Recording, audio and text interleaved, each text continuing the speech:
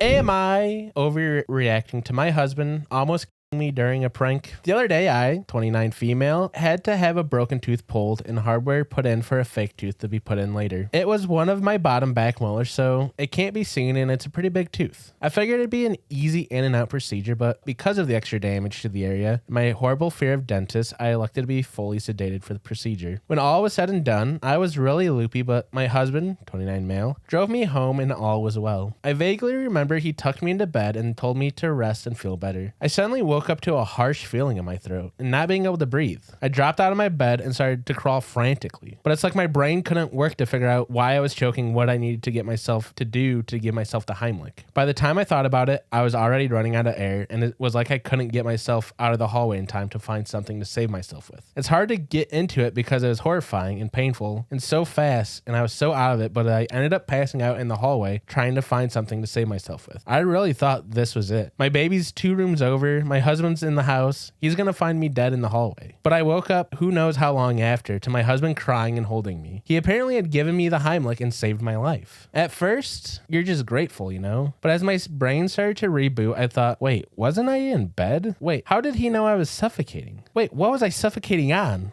Wait.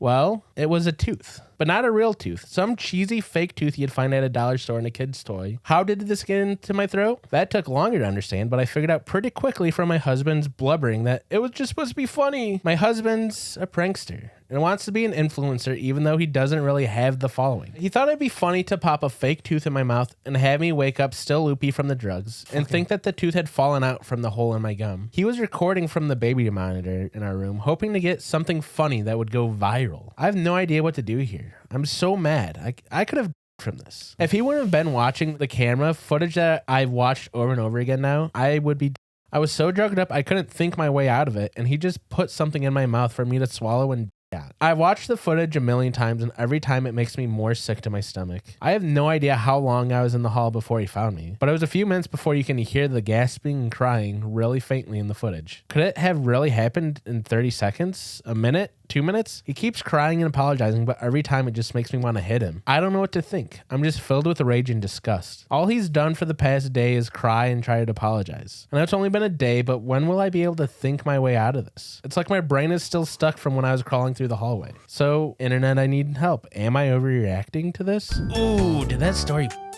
tick you off? Or did it make you laugh? Or did it make you cry?